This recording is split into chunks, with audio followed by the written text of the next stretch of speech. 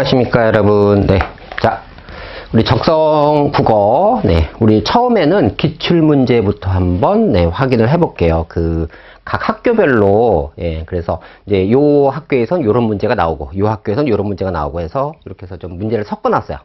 이렇게 한번 보시고, 어디로 어떻게 접근해야 될 것인가, 그런 것들을 한번 생각해보고, 그 다음에 이제 난이도 같은 것도 한번 보셔야 되겠죠. 우리가 일반적인 이제 수능의 국어 영역과는 좀 어떤 공통적인 요소도 있죠. 분명히 있으나 이제 다른 점도 있다라는 거, 우리 적성이라는 것은. 그리고 이제 적성은 어디까지나 어떤 시간 싸움, 그런 게 좀 있고, 그 다음에 시간 싸움을 하다 보니까 문제 하나하나의 어떤 난이도라는 것은 물론 이제 어려운 문제도 있을 수는 있겠지만 굉장히 깊이 있는 문제는 아니다.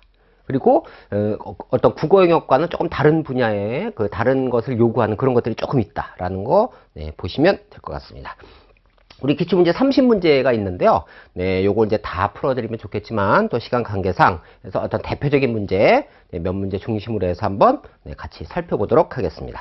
자, 첫 번째 거, 2019년 가천대 모의에서 나왔던 겁니다. 우리 화법이라고 보통 얘기를 하죠. 그래서 우리 화법이나 작문 또는 문법이 있는데 처음에 주로 나오죠, 문제가. 근데 우리 화법은 말하기잖아요, 결국은.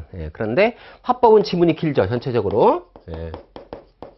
그래서 결국 뭐가 필요하냐? 독해가 필요하다라는 걸 우리가 먼저 아시면 되겠습니다. 화법은 길기 때문에. 그런데 일반적인 독해보다는 좀 난이도가 낮죠. 낮고, 그 다음에 이제 그 단어 자체가 그렇게 이제 굉장히 어떤 수준의 단어는 아니죠. 그러면 결국 이런 어떤 내용들이 나왔을 때 이걸 갖다 이제 빨리 파악하는 것이 중요한데, 역시 독해다 보니까 뒤에 독해할 때도 다시 한번 말씀을 드리겠지만, 독해는 문제를 보고 해야 돼요, 원래.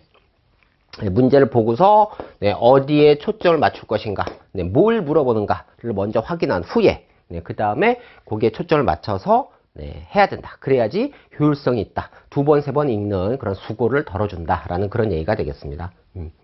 자, 그래서 사실 이게 이제 학생의 발표가 이렇게 나왔잖아요. 이렇게 뭐 인터뷰 나오고 인터뷰 본 뒤 하면서 이렇게 얘기했죠. 그 다음에 이제 학생의 발표 목적. 그래서 이 발표를 왜 했는가.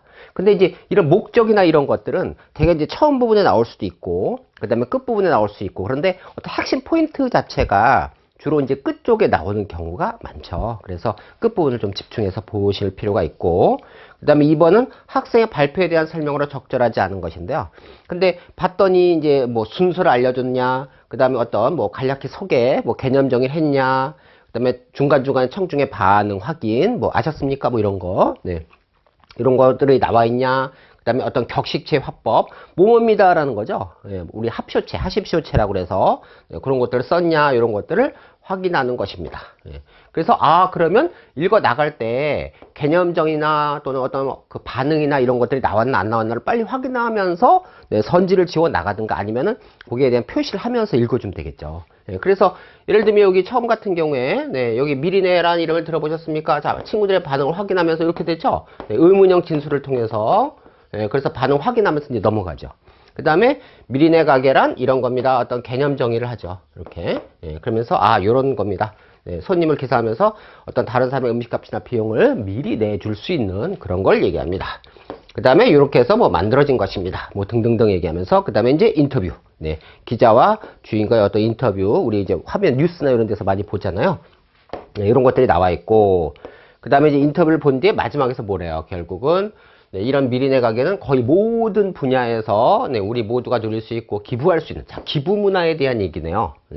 기부할 수 있는 문화를 만들어 놓은 것입니다. 누구나 기부를 받는 대상이 될 수 있고 누구나 기부하는 주체가 될 수 있다는 것이 가장 큰 장점이다. 결국 우리 함께 사는 세상 아니냐 이거죠. 결국은 함께 사는 세상이니까 결국 공동체 구현을 하려면 결국 기부에 대한 이런 것들에 대한 인식을 좀 높여야 되겠다라는 그런 얘기가 되겠습니다.